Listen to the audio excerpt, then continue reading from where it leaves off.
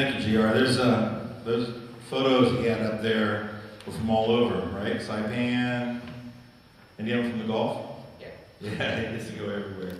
All right, the next speaker is another local guy who's done a lot of great stuff in diving tournaments. It's Richie Zacher. He competes in many spearfishing tournaments on both scuba and freediving. He's a consistent winner in many events. And in fact, they just won the West Coast Council Championship. And he's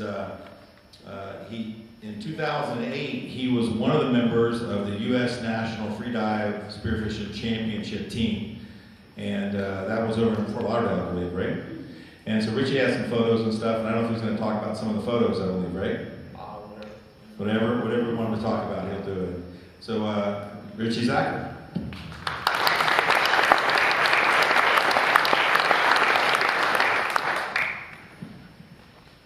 Okay, that was the most recent one. That was actually a tournament that one of our friends passed away a couple of years ago in a diving accident, and they renamed the tournament after him, the Johnny Longblake's tournament.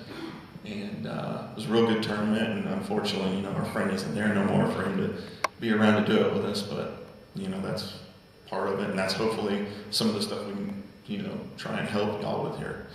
Just to give you a little idea of what I've done in my life is, I've been freediving since I was 4. I was very fortunate to have 2 parents that liked to do it. So my mom actually taught me how to freedive when I was 4. My dad taught me how to spearfish when I was 7.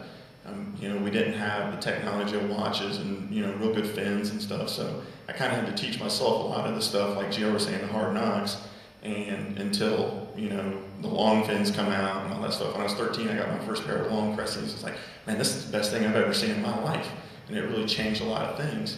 And, for years, I didn't have people I could dive with that could do stuff I could do at a young age.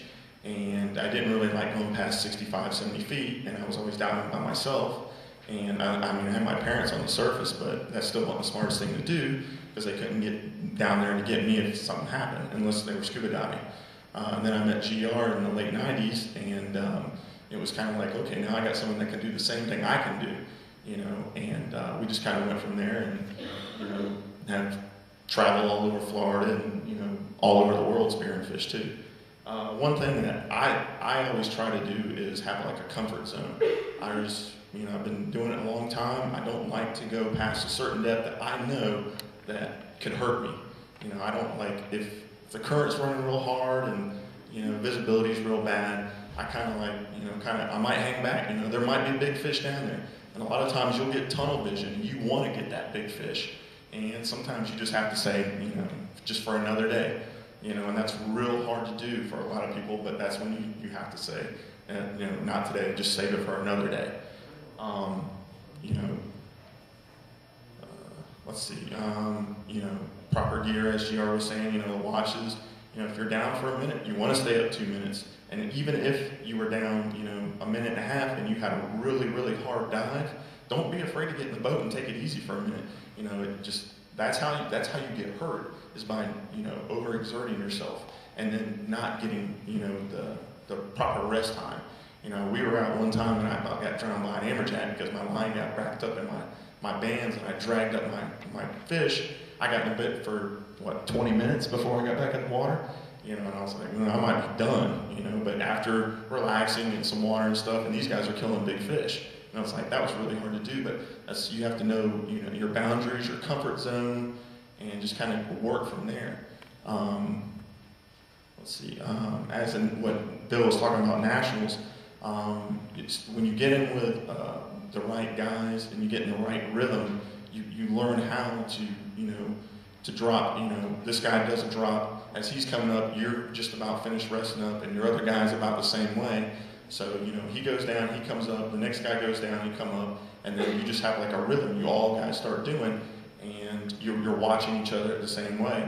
And when I was over in Fort Lauderdale, that's what we kind of did. We worked the third reef line, which was like 80, 90 feet, and we kept watching each other. The current was running pretty hard. We would strip down it and just work as a team, and watch each other, because it's, you're in tournament mode. You do the best you can and everything. So you just have to be smart about it. And like, fortunately, I've been able to travel out, and I did some trips in Nicaragua and stuff, and I had guys that couldn't do as deep as me, and I knew they would try and push the limits to try and keep up with me. So I told our boat captain, let's stay shallow. You know, there's no reason for these guys can't do it, so let's stay shallow, and you know, we'll do what we can. And you know, that makes for a fun trip. And a lot of the thing with any kind of diving is the camaraderie with all your friends.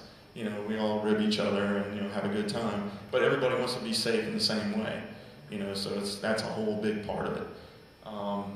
You know, and you can get big fish in any depth. You know, everybody's like, oh, you have to go deep to get the big fish. That's not necessarily true. You have to be a very smart hunter too. And, you know, that takes time over years. Also, there's right place, right time. And, you know, just like I said, don't push your limits, and, you know, find your comfort zone and just kind of go from there, and it'll make you a better diver over time. And as Gio was saying, you know, try and stay in, you know, pretty good shape. You know, I try and run at least 4 or 5 times a week, you know, do whatever I have to there, you know, just stay in good shape. It's also, you know, the younger you are, that is a little bit better, unless your GR gets better when it gets older. And, you know, so, but, you know, there's times where we've gone out and I'm like, GR, I can't do that. You know, same with Sasha. You know, these guys are diving over 100 foot, and my comfort zone might be only 100. I say, hey guys, you know, the fish are down there, I'll be your spotter, you know. And, you know, it kind of stinks. You watch these guys bringing up big fish, and you're going, yeah, you know, that's part of the game sometimes. You know, but you learn different things from different people. You know, you see their techniques, and everybody has a different technique, and sometimes you put all these techniques together, and it makes you a better diver, a smarter diver. And that's with any kind of diving, scuba diving, free diving. The smarter you are, the better you are, the safer you are.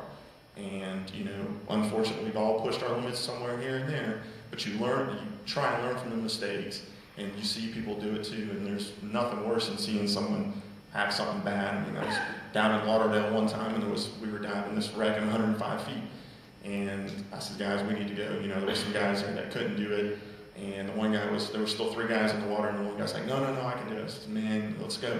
He ended up having a samba on the surface, and there is nothing worse than seeing the guy hit the surface. Yeah, he's okay, and he starts twitching and blacking out. It's like, oh, this isn't good. And then I said, you know, this is something that hopefully you can just learn from. He's like, yeah, I kind of pushed it and all that kind of stuff. And that's, you know, the good thing about the classes now that Kirk has and stuff, they teach you this stuff, and they, you know, to be a good, smart, safe diver. So, kind of, you know, if there's any questions you want to ask, feel free. Got a lot of different pictures up there. We've had a lot of good times over the years. And, you know, that's what a lot of it's about, you know. We all want to be safe. We all want to have fun. So, but, you know, we all want to, you know, get back to the dock at the same time, too, so. All right, thank you, Richie.